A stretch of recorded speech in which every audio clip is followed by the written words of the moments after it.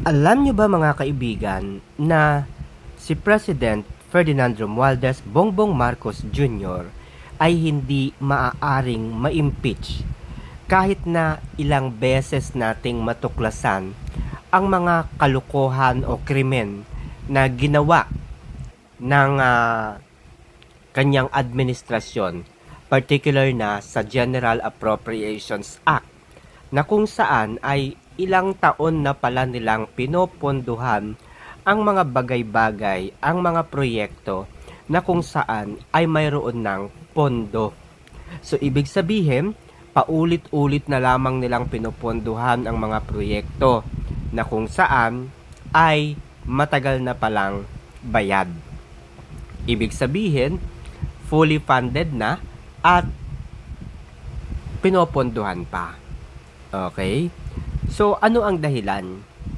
Para patuloy pong kumita at makapaglimas ng pera. So, alam naman natin, very obvious. No? Very obvious ang naging usapan sa Supreme Court, no, during the oral arguments. Alam natin na ilang beses pong pumalpak at hindi nasagot ng mga resource persons ang mga tanong ng mga mahistrado. Ang tanong ni Honorable Justice Amy Javier ay hindi rin nasagot, maging ng Solicitor General. Tapos yung ginawa nilang kumbaga pagpapalusot, no, nag-appoint sila kaagad ng isang tao sa PhilHealth, no, na inappoint nila noong February 10, 2025. Tapos pahaharapin nila doon sa Supreme Court.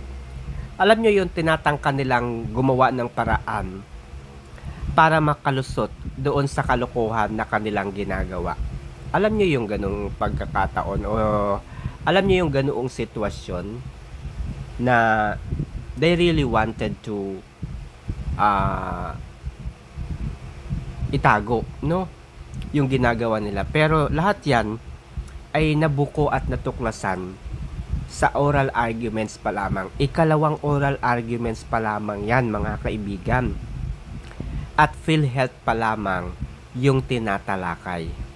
How much more yung sinasabi na higit 284 billion pesos or 248 billion pesos na insertion sa General Appropriations Act. At doon sa mga paglalagay ng pondo sa mga ahensya na hindi naman nangangailangan ng pondo.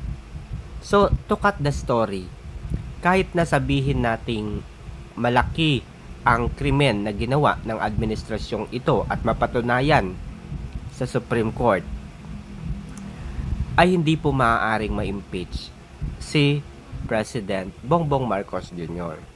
Sa kadahilanang ang impeachment complaint po ay number games.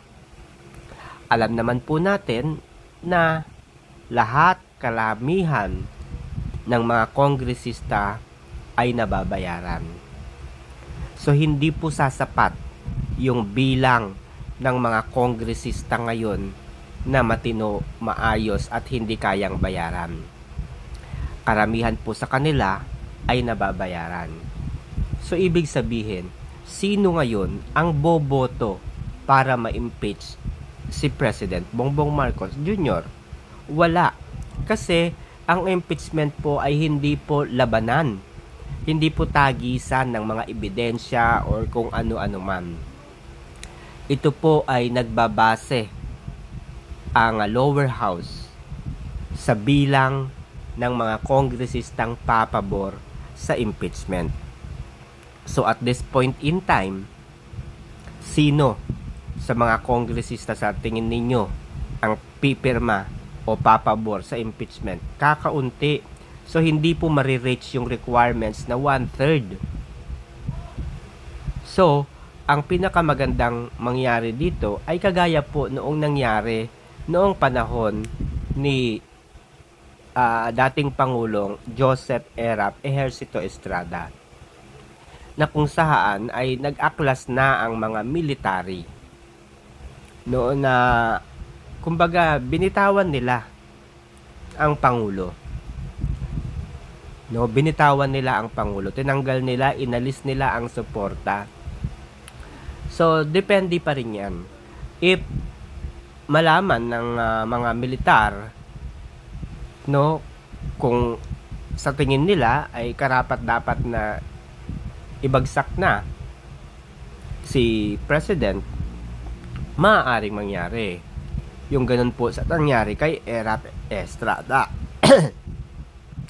Pero kung hindi, ay matatapos po ni BBM yung kanyang termino bilang Pangulo.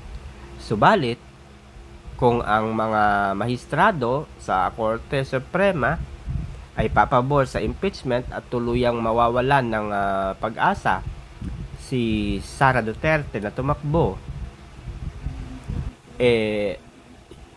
baka maulit ang ilang taong pamumuno ng mga Marcos. So kumbaga, yung never again ay naulit again. Nagustuhan mo ba ang iyong napanood? Natuwa ka ba? Marami ka bang natutunan? Kung oo ang iyong sagot, huwag ka nang magpatumpik-tumpik pa. Kinakailangan mong mag-subscribe at huwag kalilimutang pindutin ang notification bell para nang sa gayon ay lagi kang updated sa mga videos na aking i-upload. Ano pang hinihintay mo, mga kaibigan? Maraming salamat sa inyong pagsuporta. Keep hustling.